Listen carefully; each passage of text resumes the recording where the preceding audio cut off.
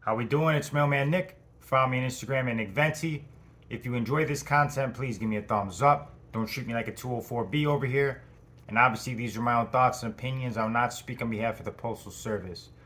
So with pay week coming up, I looked at my e-payroll. So around 10 months in the year, I'm at step B as a regular city carrier. Obviously, this is from the last contract. I'm still on step B. All the stuff with the contract, you guys already know. But this whole year, I've been at step B. I'll be going to step C in November, I believe, either the end of this month, October, or in November. So I just wanted to give an update on what I make, why I make it, and the overtime and things like that. So I'm at step B as a city carrier. I'm a regular. I'm not a PTF. I'm a regular with my own route. I work around roughly 55 to 60 hours a week. And 10 months in, I'm at over 70,000 for the year, and that's gross pay. That is not take home. So $70,300 for around 10 months. By Friday, it'll be close to the end of the month, October. So that's around 10 months. 10 months, I made 70,000. So gross pay, I'll definitely hit over 80,000, which will be the first time hitting over 80,000 in my career. I hit like 70 and then 75, and now I'm definitely gonna hit over 80,000. That's working 55 to 60 hours a week. Do I wish that I could make the same amount of money without the overtime? Absolutely. I'm not some robot who wants to work 60 hours just for the hell of it. I do that because I need to. I need to do what I need to do to get ahead. We were all hoping with this contract we'll be getting more better pay. It's a little raised, but it doesn't even keep up with health insurance and things like that. I'm not here to talk about the contract, but working 60 hours a week, I'm able to make my 80,000 a year. Some offices do not have that overtime. Some offices do not have that overtime. I am very lucky to be in a chaotic office. I'm lucky to be in an office where people call off a lot. I'm lucky to be in an office where there's a lot of open routes. I'm lucky I get the overtime I get. And I 100% believe that, people who, if I wasn't getting this overtime, I would definitely be trying to find something different, because in the beginning, it is very hard to make it.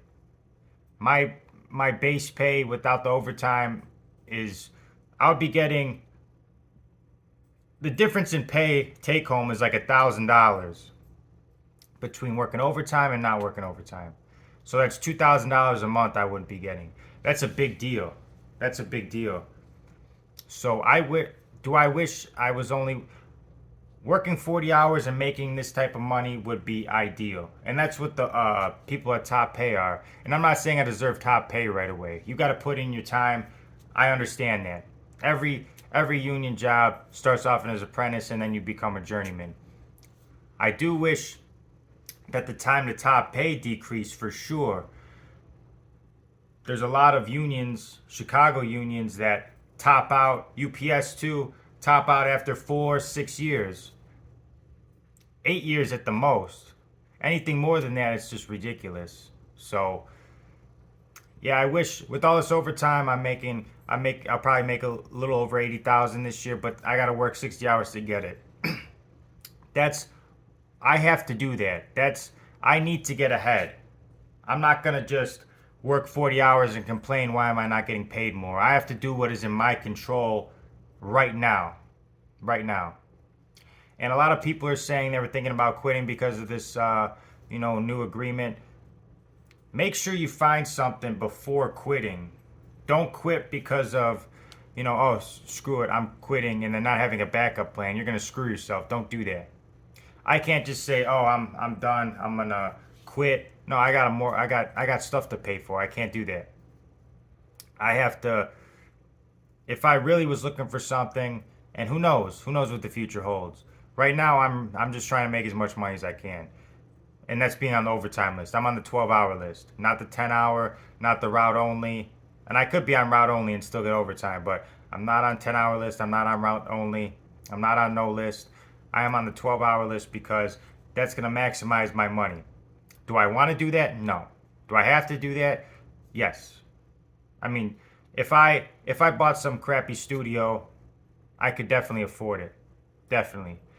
But I like my nice 2 bedroom, 2 bathroom condo in a nice neighborhood, good school district. That's what I got to do. That's what I got to do. I have no college degree. I have no college degree, so I got to do what I got to do. And that's work 60 hours. It's unfortunate. Life is unfortunate, but hopefully things get better.